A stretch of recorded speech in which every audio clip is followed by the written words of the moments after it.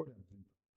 Santo Deus, glorioso Pai, somos gratos por ter feito com que nós estivéssemos bem para estarmos juntos, aprendendo mais sobre as Suas palavras. Que o Senhor possa estar conosco nesse estudo, abrindo nossa mente, nosso entendimento, nossos corações, para sermos transformados conforme a sua vontade, conforme a sua glória.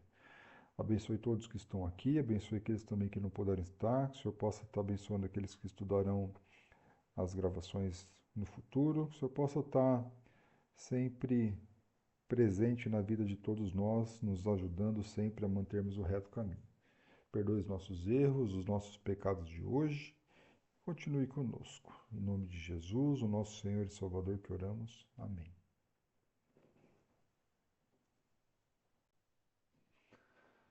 Então vamos lá. Então, o assunto de hoje que vocês pediram é para a gente conversar um pouco sobre o que se chama de ministério feminino, né? Mais ou menos isso. E o que o Novo Testamento traz sobre isso? Eu não sei se a gente vai ter um tempo muito grande para tratar sobre isso, mas o tempo que a gente tiver, a gente vai ter uma boa reflexão sobre esse assunto. Muitos têm medo de conversar sobre esse assunto, ainda mais nesses tempos de hoje, né? Em que algumas situações estão acontecendo no mundo jurídico do Brasil, defesas da mulher, algumas excessivas, outras não, então uma polêmica sobre isso tudo. Mas a gente está aqui não para defender a nossa opinião, mas sim aquilo que a Bíblia ensina. Então a gente não tem que ter medo de conversar sobre o assunto, até porque a gente não está aqui para ofender mulher, muito menos ofender homem, né? Tudo bem? Bom, quando a gente vai falar sobre o ministério, o trabalho, a nossa referência sempre é Jesus Cristo, né? Antes da gente pensar em desenvolver qualquer tipo de serviço naquilo que é chamado de igreja, a gente tem que entender que Jesus é o cabeça da igreja. É Jesus que é o cabeça da igreja. Ele é o dono da igreja.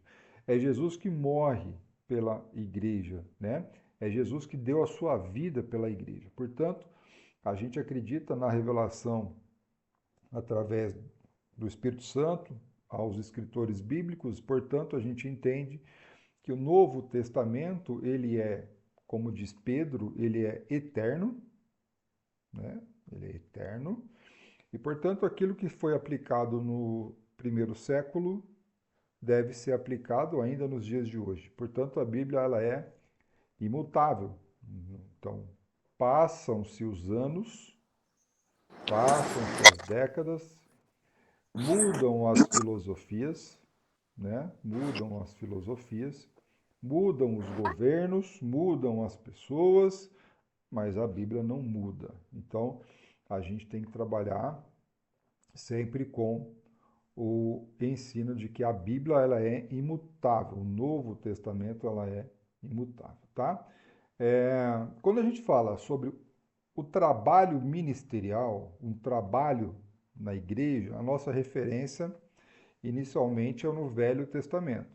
No Velho Testamento, nós sabemos que o sacerdócio levita, ou seja, aqueles que eram da tribo de Levi, os homens, esses que eram responsáveis pela administração, pelo cuidado daquilo no Velho Testamento que chamaram de tabernáculo. Então, eles que organizavam a questão dos 12 pães, eles que cuidavam do azeite, que cuidavam do candelabro, eles que tomavam conta da organização das mesas, dos holocaustos, da limpeza depois das cinzas. Então, eles que faziam os holocaustos, o sumo sacerdote homem que entrava no lugar santíssimo uma vez por ano, ele que estava na presença da Arca da Aliança, ali entre os querubins, Deus se apresentava perante ele, um homem. Então, o Velho Testamento, essa tribo chamada de Levi, os descendentes de um homem chamado Levi, que era um dos 12 filhos de Jacó, eles não herdaram terra na terra de Canaã, na terra prometida. ficou a cargo deles o trabalho eclesiástico, né? Essa palavra eclesiástico não é adequada, mas eles ficaram a critério dos levitas a dedicação exclusiva no trabalho do tabernáculo, como eu disse há pouco, e no ensino da lei de Moisés para aqueles que estavam como seus parentes. Portanto, eles não poderiam ter tempo dedicado na plantação ou no cuidado de um rebanho, porque senão perderia tempo no ensino da lei de Deus para os israelitas, a chamada lei de Moisés. Então, portanto, esses homens não tinham terra, eles não trabalhavam com agricultura ou com rebanho, né? Porque eles precisavam se dedicar. Portanto, se dedicar ao ensino das coisas de Deus. Eles não tinham sustento. Então, coube aos 12 irmãos, aos 12 irmãos remanescentes, sustentarem essa tribo, os levitas, com os seus dízimos e as ofertas, para que eles pudessem se dedicar 100% ao trabalho da lei de Deus. Então, o sacerdócio levita, ele é constituído por homens no Velho Testamento, e esses homens que cuidavam da ministração da palavra de Deus e acerca das coisas do tabernáculo, ok? Então ele era um sacerdote, ele era um servo, ele servia a nação de Israel através do pedido de Deus, tá? Ele cuidava dos utensílios do templo, das louças e de tudo que havia no templo, tá?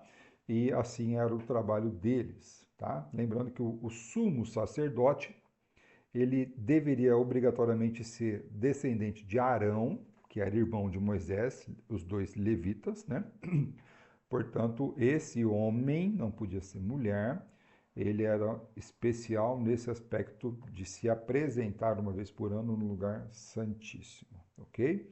Então, o Velho Testamento nos dá essa base onde apenas os homens desenvolviam esse trabalho. Evidentemente, existiam as leis, por exemplo, lá no livro de Deuteronômio, a gente vai ver, em Josué também, a incumbência da própria família em ensinar os membros da sua família acerca das leis de Moisés. Então, a minha família cuido eu, e os sacerdotes, eles ministravam e ensinavam, mas a obrigação do ensino da minha esposa, dos meus filhos, compete a mim, ao cabeça da família, isso já no Velho Testamento, tá? Então, a mulher, nesse aspecto, a gente vê nas páginas do Novo Testamento essa responsabilidade do zelo e o cuidado da sua família.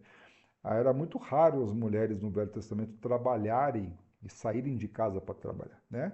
O trabalho delas era o cuidado e o zelo com a família, especialmente o ensino também das crianças no aspecto da lei mosaica, tá? A criança, homem, né? O menino, quando atingia uma certa idade, ele já começava a acompanhar o pai, e por volta dos 12 anos, o menino ele já tinha decorado a Torá, a lei do Velho Testamento. Enquanto as meninas ficavam cuidando da casa, das coisas pertinentes àquilo que a mãe cuidava. E se a gente olha para o Brasil até a década de 70, 80, até o início dos anos 90, era mais ou menos assim também, tá? Ainda mais quem trabalhava, quem morava no interior, as meninas cuidavam mais dos aspectos da casa junto com as mães, e era mais ou menos assim também aqui no nosso país, né? Então, quando a gente vem para o âmbito da igreja, a gente vai ver uma mudança de vários aspectos. Então, não temos mais a lei de Moisés, como nós já estudamos, nós temos agora uma nova aliança, em que coloca Cristo, como diz lá como ler Colossenses, né? Eu já falei demais no verso, eu não gosto disso. Colossenses no capítulo 1, verso 18. Colossenses 1, verso 18, vai mostrar que Jesus é o cabeça do corpo. Então, quem achou e gostaria de ler, pode ficar à vontade.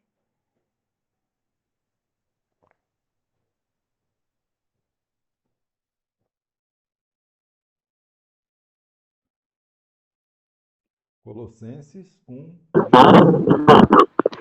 Ele, ele é a cabeça do corpo, que é a igreja.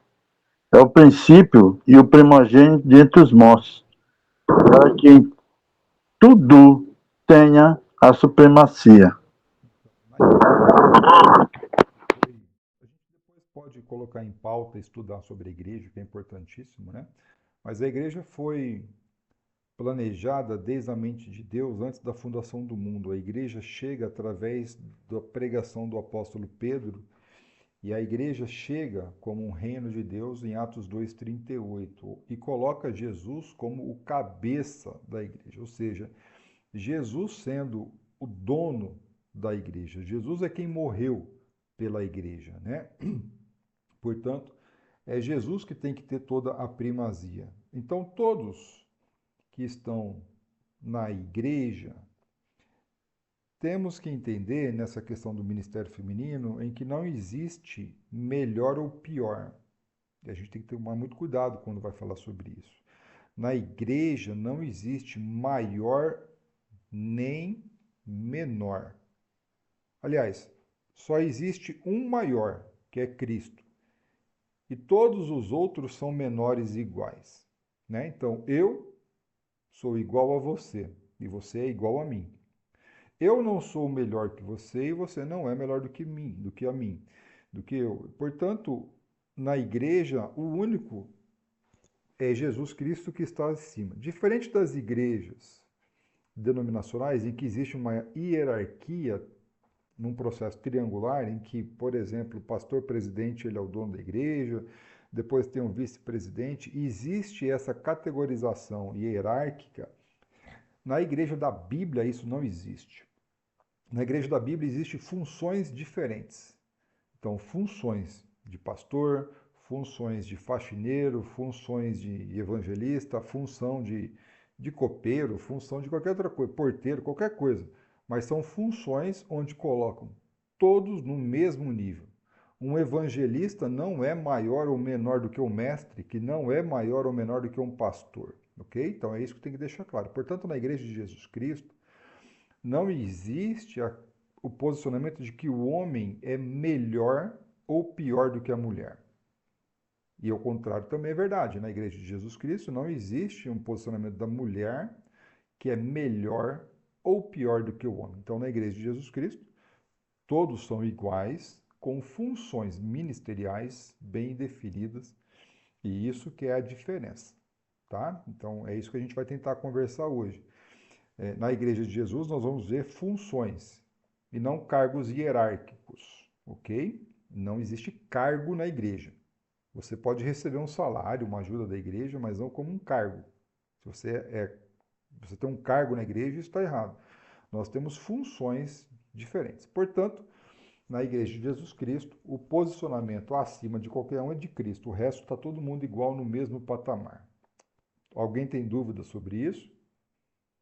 Muitas vezes a gente vem de denominações em que a gente, desde quando nasceu, foi ensinado que o pastor é melhor do que eu, e todo mundo é melhor que eu sou pior do que todo mundo e estou lá na parte de baixo da pirâmide, isso sou obrigado a dar o dinheiro na igreja e não tem que falar nada. Esse tipo de coisa na igreja da Bíblia não vale, não é assim que funciona, tá? Se alguém quiser fazer algum comentário, fica à vontade. Ok, já que ninguém falou nada, então Jesus é aquele que morreu pela igreja, Jesus é aquele que tem a primazia, como foi lido pelo irmão Silas. O que é ter a primazia? É colocar Jesus como em primeiro lugar de tudo e todos e acima de tudo e todos. Portanto, ele é o exemplo master em que nós devemos seguir. Qual é o exemplo que Jesus nos deixa? João capítulo 13. Vamos dar uma linha em João capítulo 13. Que é o momento em que Jesus vai dar como tem que ser o mecanismo de servir na igreja. Porque se eu quero servir na igreja, o meu exemplo é Cristo, né? Independente de homem ou mulher, tá? Então a primeira coisa que a gente tem que definir é o seguinte: Jesus veio fazer a vontade dele ou a vontade de Deus? Jesus veio fazer a vontade de Deus Pai. Então o que a gente aprende disso? Que na igreja a gente está aqui para fazer a vontade de alguém e não é a sua. Nós estamos na igreja como sendo escravos da justiça, escravos de uma maneira em que nós fomos, no nosso batismo, nós decidimos entregar nossas vidas para Jesus Cristo. Portanto, na igreja, eu não posso me permitir o sentimento de querer ser servido. O sentimento nobre é de servir. Então Jesus, ele não veio para servir. Desculpa, ele não veio para ser servido, ele veio para servir. Então, portanto, se eu quero trabalhar na igreja de Jesus Cristo, eu trabalho para Jesus, prestando um trabalho para os irmãos ou para a sociedade. Mas, acima de tudo, nós prestamos um ministério, um serviço a Jesus, que é o nosso Rei. Então, tudo que nós fazemos para Jesus, tá? E a lição que Jesus nos dá em João 13, do 1 ao 15, que vocês depois devem dar uma lida em casa, é o momento em que Jesus lava os pés dos apóstolos. Esse é o exemplo de ministério que nós temos que estar aprendendo sobre Jesus Cristo, um ministério de serviço obediente. Tá? Então, primeira coisa, se eu sou mulher ou se eu sou homem, eu tenho que aprender que eu sirvo para Jesus Cristo, porque é a igreja dele, eu morri por ele, eu entreguei minha vida. Eu morri por ele, não, né? Eu entreguei minha vida para ele, eu morri no meu velho homem para que a minha nova vida, minha nova boa consciência seja para Jesus Cristo. Portanto, eu aprendo que todo o serviço tem que ser feito para em prol de Jesus Cristo. Eu não faço em primeira mão o serviço para o meu irmão, mas assim para Jesus Cristo, beneficiando o meu irmão através do que eu faço para Jesus Cristo. E o exemplo que Jesus Cristo nos deixa é a humildade de servir. Então, independente de homem ou mulher, nós servimos a Cristo para servir os irmãos da igreja. Então, o exemplo é de servir. Lavar os pés na época de Jesus era um posicionamento realizado por apenas escravos. Você chegava na casa de alguém, um escravo lavava o seu pé. Portanto, Jesus ele coloca numa situação de inferioridade para servir as pessoas. E é assim que a gente tem que aprender. Então, se a gente quer servir na igreja, em qualquer tipo de ministério, seja homem ou mulher, a gente serve a Jesus Cristo, baseado naquilo que ele ensinou. Bom, dito isso, eu gostaria de ler, ainda dentro do Evangelho de João, o capítulo 14, o verso 26. Lembrando que a qualquer momento vocês podem me interromper, tá?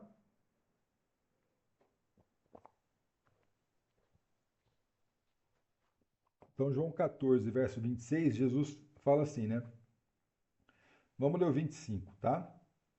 Isso vos tenho dito estando ainda com vocês. Mas o Consolador, o Espírito Santo, a quem o Pai enviará em meu nome, esse vos ensinará todas as coisas e vos fará lembrar de tudo o que vos tenho dito.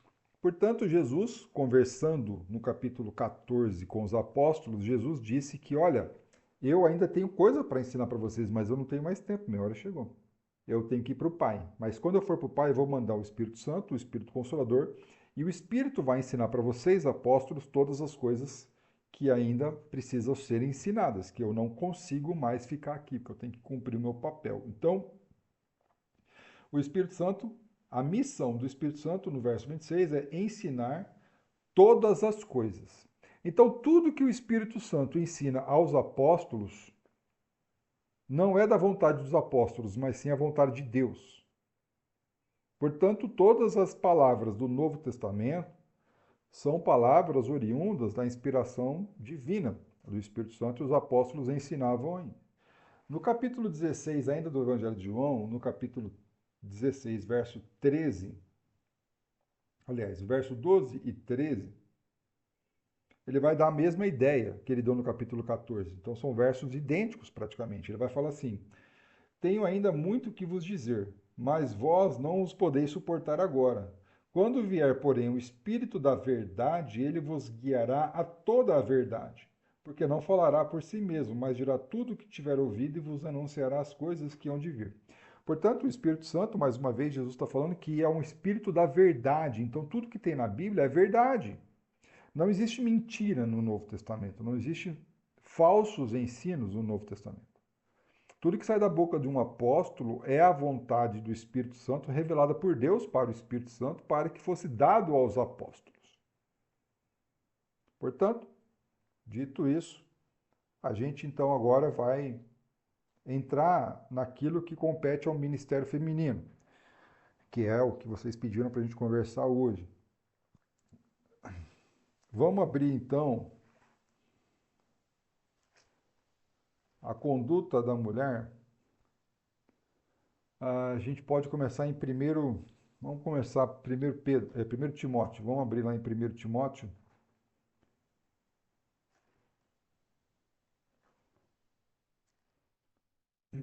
Primeiro Timóteo,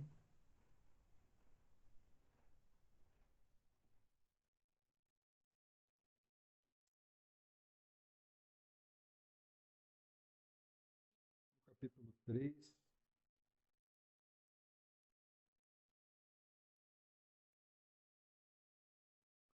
Primeiro Timóteo, capítulo 3, a gente vai aprender sobre um erro que a gente vê nas igrejas hoje, sobre o ministério feminino. Então eu gostaria de ler o verso 1 e 2, tá? Então, 1 Timóteo, capítulo 3, verso 1 e 2. Então, Timóteo é uma carta que Paulo, o apóstolo Paulo, escreve para Timóteo. Portanto, é um apóstolo. Então, o que ele fala é verdade. Fiel é a palavra. Se alguém deseja o episcopado, excelente obra almeja. É necessário, portanto, que o bispo seja irrepreensível, esposo de uma só mulher, temperante, sóbrio, modesto, hospitaleiro, apto para ensinar, não dado ao vinho, não violento, e assim continua. Portanto, nós no verso 2, nós aprendemos que na minha versão, que é o Almeida Revista Atualizada, e você depois pode me falar qual é a sua, está escrito que é necessário. Essa palavra necessário é obrigatório.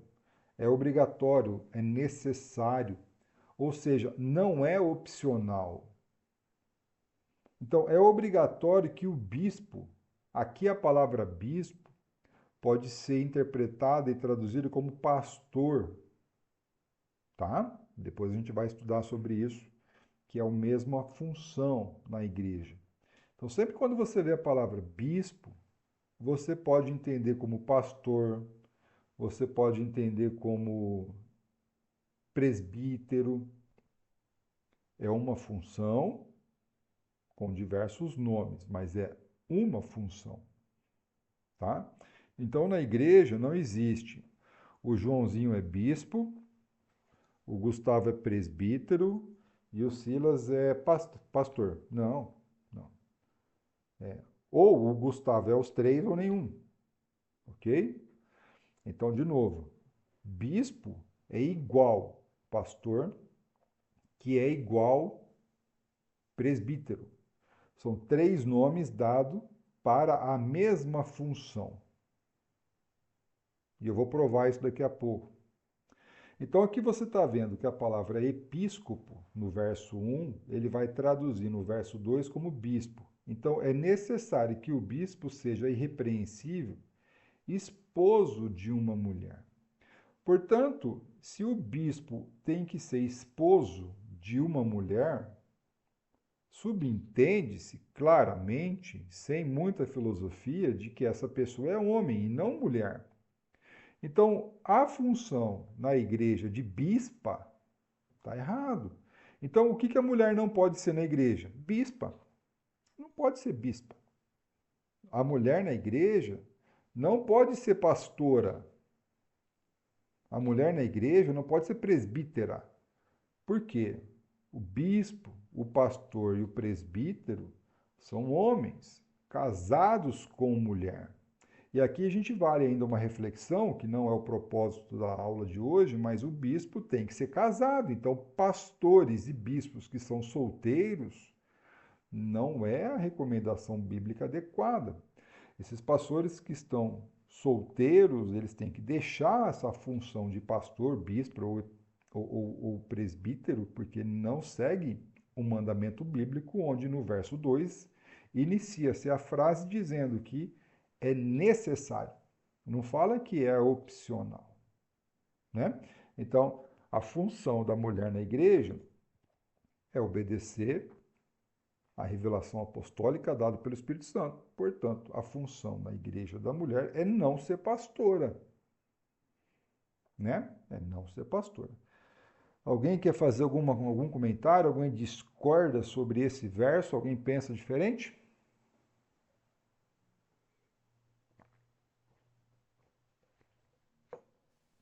Não? Nunca está. Agora não sei por que as pessoas levam para o outro lado, interpretam diferente, querem impor que as mulheres eram oprimidas na época porque as mulheres não tinham valor, mas Cristo deu valor e por isso que hoje não tem problemas elas serem, entendeu? É isso que eu escuto. Então, não, a Bíblia, o Novo Testamento, ele é atemporal, né? Aquilo que foi ensinado no primeiro século vale hoje. As mulheres, elas foram equiparadas aos homens na morte de Cristo. Não existe mais mulher, não existe mais homem, não existe mais gentil, não existe mais judeu. Todos são iguais perante Jesus Cristo. Portanto, essa história de que lá na época era de um jeito e agora é diferente, isso daí é só uma filosofia do mundo pós-moderno em que a mulher, ela hoje se encontra com algum tipo de pensamento, sei lá, estranho, mas biblicamente não existe essa diferenciação de que o homem é melhor do que a mulher. Melhor? Não. Apenas foi dado aos homens a função de desempenharem na igreja a função de bispo, só isso. A mulher não. É só isso.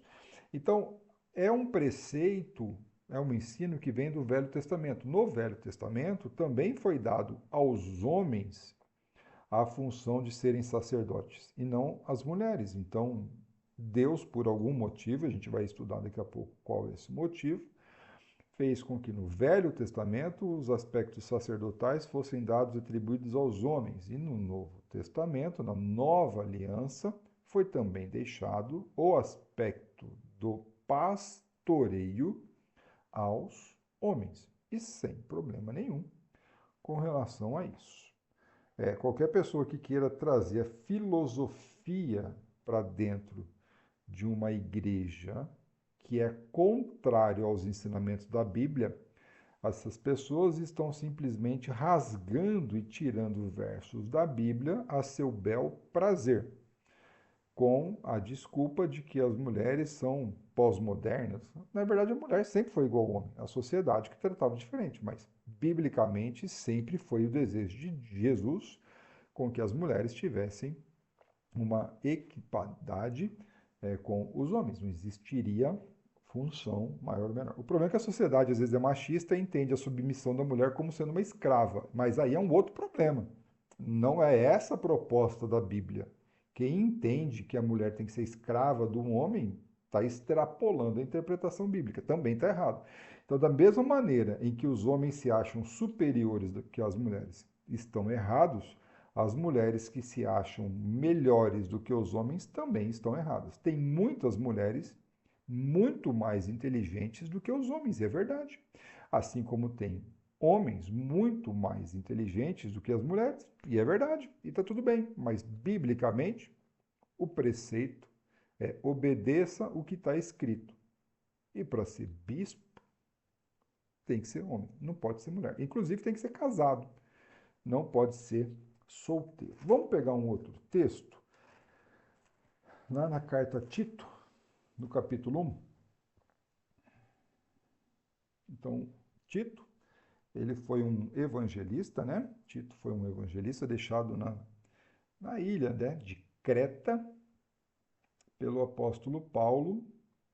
Então, Tito, capítulo 1, no verso 5, ele vai falar assim, ó, por esta causa te deixei em Creta, para que pusesses em ordem as coisas restantes, bem como em cada cidade constituísse presbíteros, conforme te prescrevi. Olha que interessante. Lá em Timóteo, a palavra que foi traduzida é bispo. Aqui, a palavra traduzida é presbítero. E vocês vão ver que é a mesma função. E você vai deduzir que a palavra presbítero significa a mesma coisa que bispo. Portanto, na igreja não pode existir pessoas que são presbíteros e também não pode existir pessoas que são bispos. Ou são todos presbíteros, ou são todos bispos. ou pastores, não tem problema, tá? Verso 6. Quais são as características, né, desses presbíteros que o apóstolo escreveu para Tito? Alguém que seja irrepreensível, marido de uma só mulher, que tenha filhos crentes, que não são acusados de dissolução, nem são insubordinados. Porque é indispensável que o bispo, olha, ele muda a palavra presbítero do verso 5 para bispo no verso 7. Vocês estão vendo que é a mesma função? Então, é a mesma pessoa, tá? Então, de novo, essa ideia de que alguém tem que ser casado, né? Marido de uma só mulher. Marido de uma mulher é um homem, portanto, a mulher não pode exercer o papel de bispa, nem de presbítera, muito menos de pastora, porque é o mesmo nome para as três funções, tá? Então vocês estão vendo que legal que a Bíblia coloca para a gente a palavra bispo e presbítero correspondendo com a mesma coisa e dando o sentido de que tem que ser uma pessoa casada com mulher, portanto, um homem. Alguém quer fazer algum comentário desse verso? Eu sei que você... Não, Gustavo, eu gostaria de fazer uma colocação rapidamente. É que na criação, quando a Eva desobedeceu, um dos castigos que Deus fala para a mulher é que ele vai dizer que o teu desejo será para o teu marido, ele te governará. Ou seja, a responsabilidade maior da decisão é do homem, né? Então, assim, desde então, segue-se esse princípio. Tanto é que nós vamos ver que Paulo, depois lá em Coríntios, ele vai dizer que Deus é o cabeça de Cristo, Cristo o cabeça do homem e o homem o cabeça da mulher. Então, assim, é interessante a linha de raciocínio e de colocação que Deus coloca a maneira em que Ele quer que nós possamos servir a Ele, né? É claro que ninguém como o senhor bem colocou, nós não vamos ter a mulher como se fosse a nossa prisioneira, a nossa escrava, não. Mas o papel de decisões importantes é necessário ao homem. Inclusive, tem coisas na igreja que é preciso ter pulso para se combater. Porque, às vezes, a mulher era mais frágil, era mais dócil, então ela não conseguiria resolver aquela situação, né? É interessante isso. Muito bem. A gente também não pode ficar só com essa ideia de que a mulher é dócil e ela é incompetente para resolver situações, porque muitas mulheres são mais aplicadas em resolver problemas muitas vezes do que muitos homens. E esse é um problema. Muitas vezes uma congregação não tem homens que queiram tomar as decisões, e aí obrigatoriamente as mulheres vão tomar, porque evidentemente uma decisão tem que ser tomada, e se os homens não tomam, as mulheres vão tomar. E aí começa a ter um trabalho ministério feminino exacerbado acima do que o Novo Testamento coloca, por incompetência masculina, e é um erro grave nos homens, não nas mulheres, né? Alguém tem que decidir. Se os homens não estão decidindo, as mulheres vão decidir. Então, o erro está nos homens, tá? E muitas vezes a gente vê muitos homens que não são mais homens hoje em dia, né? Tem medo de decisões e tudo mais. Isso é um problema muito sério na masculinidade também. Mas daqui a pouco a gente trata sobre isso. Já que você falou sobre um gancho do Velho Testamento, e a gente... Alguém quer falar alguma coisa? Anísia? Sim, sim. É que, veja, eu acho que a questão é que as igrejas não estudam a palavra, os que praticam tais coisas, porque não vê esses versículos, não põem em prática, nem ensinam, porque citam versículos isolados, tipo, já citaram para mim, né? Ah, mas Ana vivia no templo lá, pregando, era profetisa, no Novo Testamento, né? No Velho, de Débora e Hilda foram juízes e tal. Então, pega esses versículos isolados para querer pôr a mulher num lugar de liderança dentro da igreja e não estudam essa parte. É como se eles passassem por cima. E eu achei interessante que agora há pouco uma amiga da minha filha que se dizia pastora e foi fazer o curso de teologia, numa igreja que não admite mulheres, e ela depois saiu de lá e disse: eu não sou pastora mais não, eu sou fulana. Então, ela admitiu que não tinha amparo bíblico para isso, E não entendeu? falta, mas Ela mesma, não foi ninguém que disse que ela não era. Inclusive, quando chamam ela, que se reúnem, que minha filha faz parte, a mais velha dessa igreja, quando se reúne que vão chamá-la, ela não admite mais, uhum. entendeu? E ela visita, assim, vai, mas ela está agora na que não admite. Então, E sabendo, e falta sabendo, estudo, falta e sa- estudo. e sabendo o que a Bíblia diz, né, o Anísio, a gente consegue identificar quais são as igrejas que levam a doutrina a sério, né? Porque a gente quer participar de uma igreja junto com pessoas que vivem um verdadeiro evangelho, em que não desrespeitam as santas palavras dos apóstolos deixadas no ensinamento bíblico. Então, portanto, é uma igreja mais próxima da verdade, né? Eu gostaria de ler para vocês, ainda nesse aspecto da função da mulher, o 1 Timóteo capítulo 2. 1 Timóteo capítulo 2.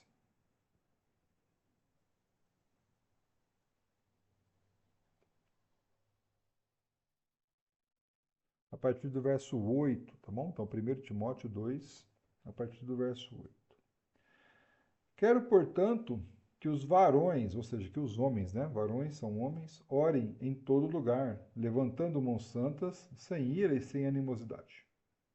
Da mesma sorte que as mulheres em traje decente se ataviem com modéstia e bom senso, não com cabeleira frisada e com ouro ou pérolas ou vestuário dispendioso, porém com boas obras, como é próprio às mulheres que professam ser piedosas. A mulher aprenda em silêncio, com toda a submissão. Não permito que a mulher ensine, nem exerça a autoridade de homem. Esteja, porém, em silêncio. Porque primeiro foi formado Adão, depois Eva. E Adão não foi iludido, mas a mulher, sendo enganada, caiu em transgressão. Todavia será preservada através da sua missão de mãe, se ela permanecer em fé e amor e santificação com bom senso. Portanto, nós vemos nesses textos que existia na cidade de Éfeso, onde Timóteo foi deixado pelo apóstolo Paulo, um problema de vestimento, né? Porque se ele está falando que as mulheres deveriam se vestir, só um minuto, Anisa, se vestir de uma maneira modesta, é porque estava tendo um problema de erro de vestimento, né? Inclusive com relação ao cabelo e vestiário caro, né? Muito mais preocupado com joias e tudo mais.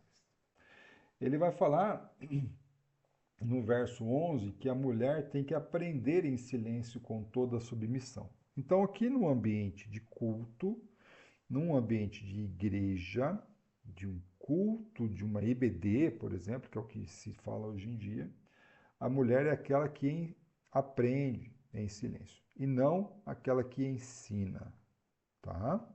Então, naquilo que se trata sobre o culto, é o mesmo princípio aplicado do Velho Testamento, em que no culto, na igreja, a responsabilidade do ensino, da ministração da palavra de Deus, ou então naquilo que se chama de profecia, que é o ensino, compete ao homem, tá? E não à mulher. Por quê? Aqui o apóstolo Paulo vai falar uma coisa um pouco, às vezes, interessante, porque muitas vezes não é falado no verso 14, né? Vai falar que Adão não foi iludido, mas a mulher, sendo enganada, caiu em transgressão. Então dá a entender de que a Eva carrega uma possibilidade de ser conduzida ao erro, de ser enganada, né? E o homem também não foi enganado? Na verdade, o homem caiu porque é burro mesmo, né? Mas aqui a ideia é de que compete ao homem esse aspecto do ensino, da ministração. Vai complementar essa ideia o que o mesmo apóstolo Paulo falou para os coríntios no ambiente de culto, na primeira carta aos Coríntios, no capítulo 14, o capítulo 14 inteiro, se você depois puder ler com calma na sua casa, e pode me mandar mensagem no grupo, se você tiver, é um ambiente em que Paulo está ensinando como as pessoas têm que se comportar, especialmente sobre os dons, no ambiente de culto, de igreja, de prestação de culto a Deus no domingo, tá? E a partir do verso 26, ele vai começar a dar instruções ainda muito mais específicas sobre como se comportar no culto, tá bom? E o que eu quero ler aqui é o final do 33, tá? Então, 1 Coríntios 14, 33, ele vai falar assim, ó. Eu espero que todos estejam lá. Como em todas as igrejas dos santos, é o final do verso 33, tá? A parte B. Como em todas as igrejas dos santos, conservem-se as mulheres caladas na igreja, porque não lhes é permitido falar, mas estejam submissas, como também a lei a determina. Se, porém, querem aprender alguma coisa, interroguem em casa seu próprio marido, porque para a mulher é vergonhoso falar na igreja. Tá? Então, aqui uma recomendação do apóstolo Paulo, não de um Zezinho, Joãozinho, mas sim do apóstolo Paulo, instruído pelo Espírito Santo. Portanto, o que a mulher, qual que é o trabalho, que é a origem dessa aula, né? Dessa aula não, né? Desse bate-papo. O ministério feminino, então, pode fazer o quê? Pode fazer tudo, exceto o trabalho do homem no aspecto de ensino e de pastoreio. Só isso que ele não pode fazer. Então, a mulher pode fazer tudo. O homem pode fazer faxina no prédio? Pode. E a mulher também. A mulher pode preparar a ceia? Pode. E o homem também. O homem pode fazer um trabalho de recepção? Pode. E a mulher também. Então, tudo pode. A única coisa que a mulher não pode fazer no ministério da igreja é aquilo que é competente ao homem. Uma mulher pode fazer um trabalho missionário? Missionário. Pode. A mulher pode ensinar a Bíblia? Deve. A mulher pode ensinar a Bíblia para as pessoas do ambiente de culto? Não. No ambiente de culto é o homem, como vocês acabaram de ler. Mas num trabalho evangelístico, a mulher pode ser uma missionária, não tem problema nenhum. Ok? É que é muito estranho a gente mandar uma equipe missionária de mulheres, né? Normalmente é uma equipe mista que se manda, até por uma questão de segurança, né? Mas o ministério feminino pode ser feito de qual maneira? De qualquer maneira, desde que não infrinja os preceitos do Novo Testamento, onde diz que a mulher não pode fazer ministrações no culto a Deus e nem o trabalho de pastoreio e bispo. Só isso. O resto, as mulheres podem fazer tudo, tá bom? Então, eu acho que quando a gente tira o que não pode fazer, todas as coisas supostamente pode, né? Então, é mais fácil eu fazer a aula ao contrário, né? Mostrando o que não pode fazer, porque é só duas coisas que não pode, né? Todas as outras coisas pode. Então, aí você veja se o ministério que você está sendo aplicado, se os que estão pedindo para você fazer na sua congregação, na sua igreja, é condizente com o que a Bíblia ensina. Se for, continue.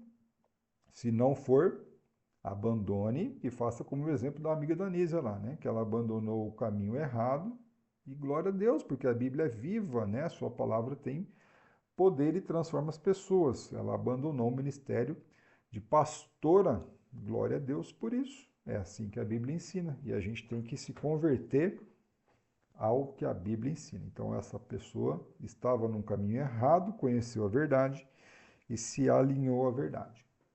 É isso que nós temos que fazer. Pode falar, Anísia. O que você quer falar? Está com a mãozinha levantada. Eu sempre tive dúvida e já ouvi outros comentários sobre 1 Timóteo 2,15. Dá para explicar melhor para mim, para tirar a dúvida? Pode ler o verso. Fala sobre a função? Não, todavia será preservada através de sua missão de mãe se ela permanecer em fé e amor e santificação com bom senso. Então, a Eva, ela foi enganada pela serpente e ela foi a primeira a pecar. Como consequência disso, eu só vou destravar o seu microfone aqui, ó, Anísio, porque senão... Isso, obrigado. Então, a função da mulher, ela vai ser preservada como uma função de mãe, fazendo uma comparação naquilo que elas estavam querendo desenvolver como papel na igreja. Ou seja, se o apóstolo Paulo está escrevendo para Timóteo para que as mulheres tenham esse comportamento, é porque as mulheres, na época, elas não estavam tendo um comportamento adequado. E aí ele tem que ser um pouco áspero naquilo que ele diz, para que a mensagem seja ouvida com mais atenção. Então aqui é uma, vamos falar assim, é uma bronca que ele está dando para Timóteo, no sentido de como que a mulher tem que se comportar no aspecto eclesiástico, tá?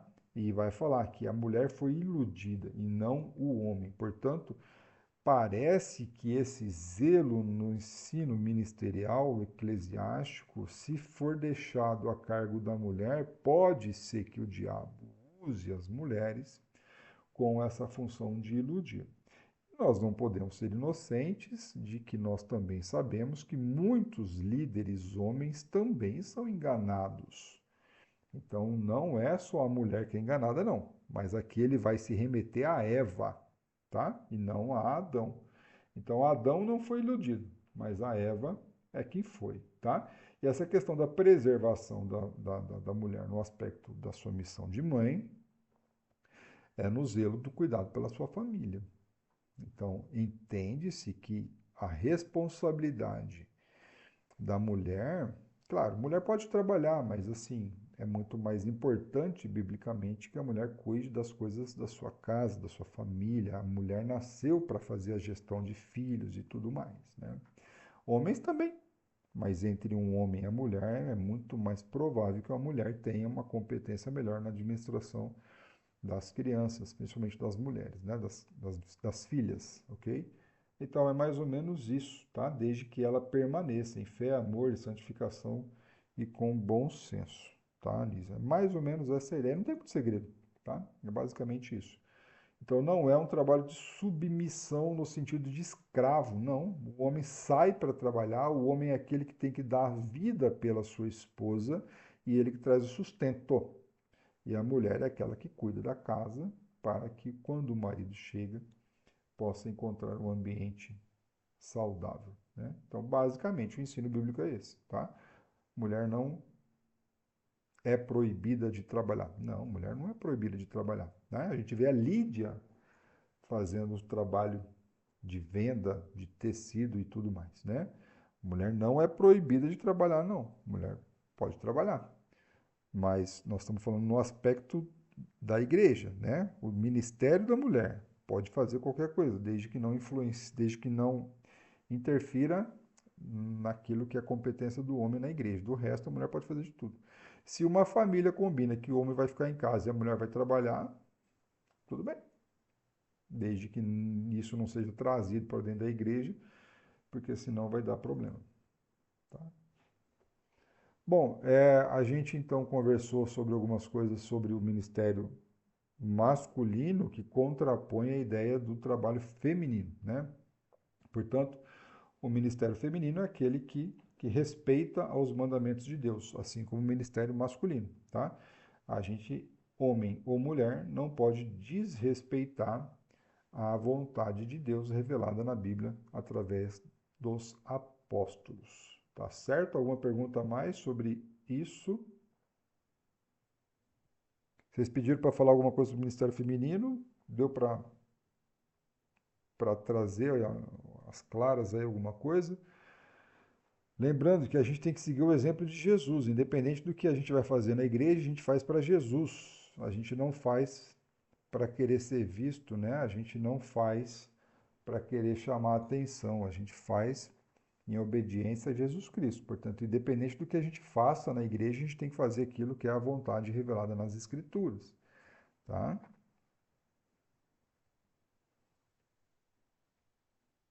Mas nem sem perguntas, sem polêmica, não deu confusão?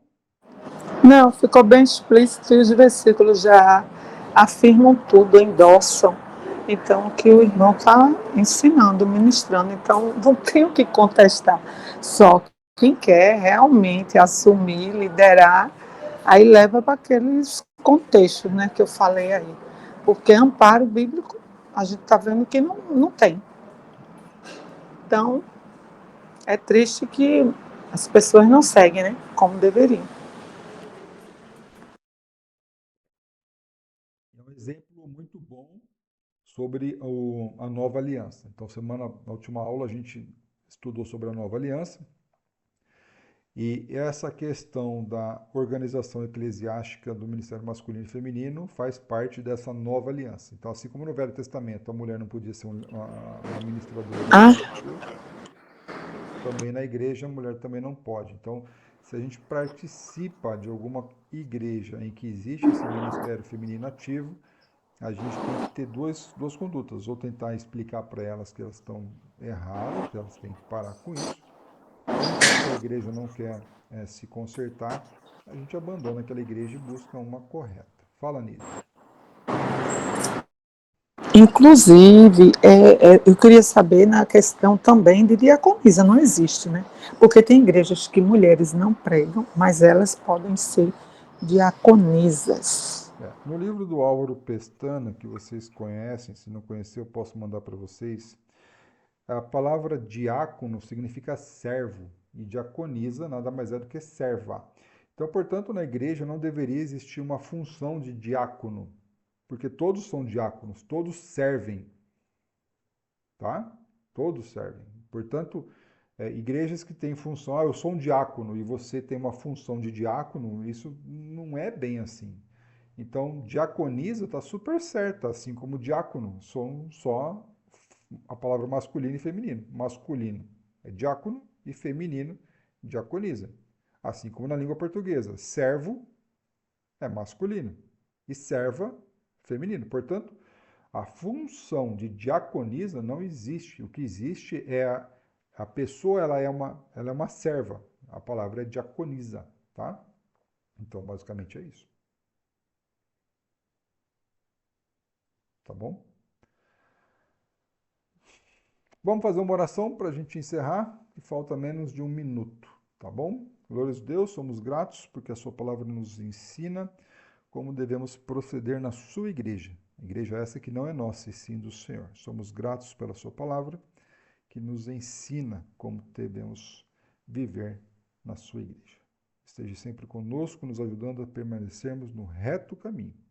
Somos gratos por isso, em nome de Jesus que oramos. Amém. Uma oração rápida por causa do nosso tempo. Que Deus abençoe vocês. Se Deus quiser, até quinta-feira que vem, tá bom? Grande abraço, Deus abençoe. Tchau, boa noite. Tchau. Boa noite. Obrigada, professor. A paz de Cristo Jesus. Tchau. Melhoras aí. Já foi, Anise. Boa noite para todo mundo. Tchau, Fer. Boa noite. Deus abençoe.